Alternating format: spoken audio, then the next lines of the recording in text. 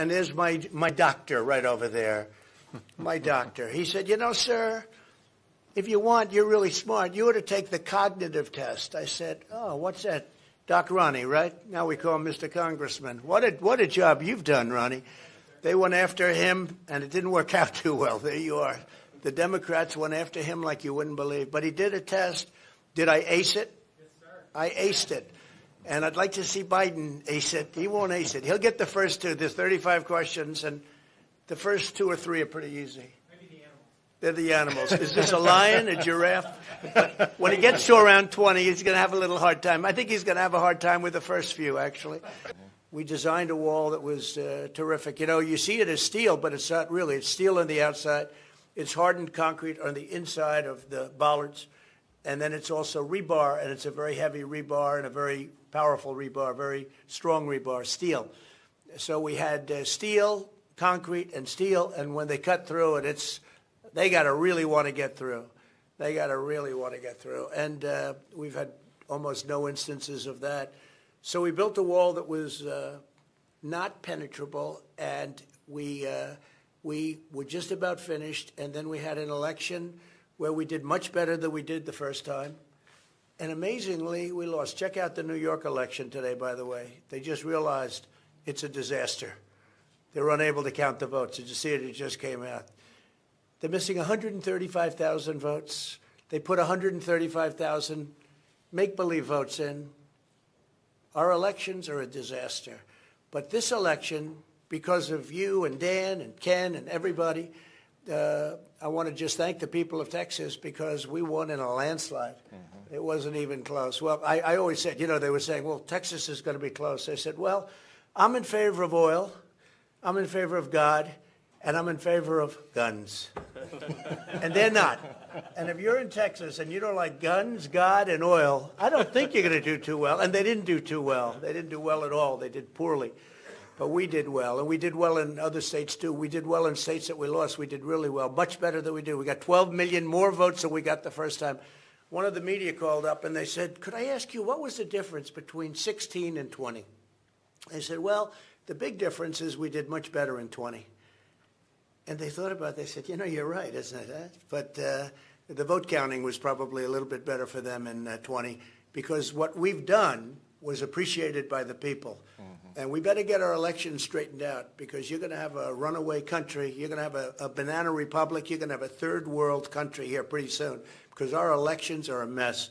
But I just want to thank all of the sheriffs that are my friends. I want to thank the governor, the lieutenant governor, and I'll tell you what, good luck, Ken. And I know you have a little race coming up, huh? Yeah, I know. And I'll be making an endorsement of somebody in the very near future. How many people are running against you, Ken? 2. 2? That's all? That's it. Well, that's not bad for you. Right? No, we're going to do fine. You're going to handle it all right? Anyway, but he has done a really good job. So, and there's my doctor right over there, my doctor. He said, you know, sir, if you want, you're really smart. You ought to take the cognitive test. I said, oh, what's that? Doc Ronnie, right? Now we call him Mr. Congressman. What a job you've done, Ronnie. They went after him, and it didn't work out too well. There you are. The Democrats went after him like you wouldn't believe. But he did a test.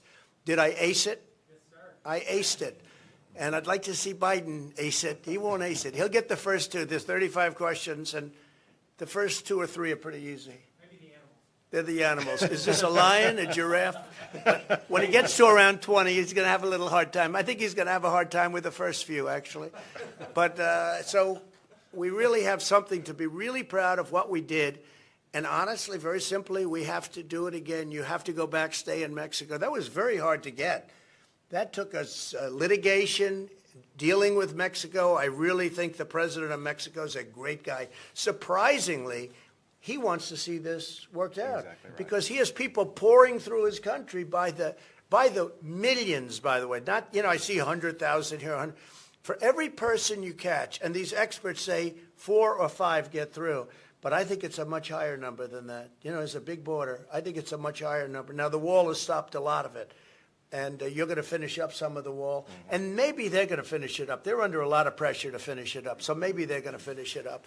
You know, Tom is probably saying, I doubt it. I mean, the real question is, do they really want open borders, or are they incompetent? there's only two things. You're either incompetent or for some reason you have a screw loose and you want to have open borders. Now, the problem with the open borders is that countries are opening up their jails, they're opening up their prisons, you guys see this, and they're letting all their prisoners out. You notice their prison populations are way down. They do it very slowly because they don't want people to know this, but I know it. And they're letting all of their murderers, rapists, drug dealers, and human traffickers out, and they're coming into the United States of America at a level like we've never seen. They weren't coming in with us. And in fact, one of the quick stories I tell is that when we first started, I said, get them out. And I said really more than anybody, I guess, to you, Mark, you and Tom, I said, get them the hell out. The MS-13 gang members, who they say are the worst in the world, they certainly might very well be. I see what they do with knives, where they cut them up into small people. They cut people up into small pieces because it's more painful than using a gun. I said, get them out. And Honduras, Guatemala, El Salvador would not accept the people. Under the Obama administration, they wouldn't take the people. So the people came back to me just routinely, sir, I'm sorry, but they won't take them. I said, who won't take them? Guatemala, Honduras, and El Salvador, they won't take the people back. I said, oh, really? Why? They don't want them. I said, okay. How much money do we pay them? Sir, we pay them $500 million a year. What does that have to do with it, sir? I said, a lot. We're not paying them anymore. And then I got a call the next day from the heads of the three countries. We would love to take MS-13 back. They are wonderful people. We'd love to have them back where they belong. And we never had a problem after that.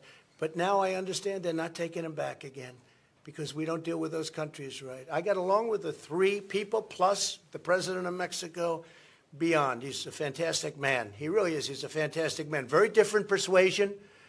His thought process is very different. Could be on the socialist side.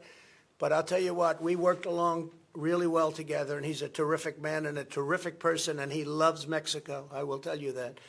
But we opened it up. They used to have airplanes on the runway, so we couldn't land our planes with their MS-13 horrible criminals in the plane. So we couldn't land them. We couldn't get buses back. And once I did that, they took them all back. So we had all these great policies going, and they were all ended. One day they were ended. This didn't take place over 3 months or 5 months. This took place in the first week. They were ended. It was almost like they were ended because I did it.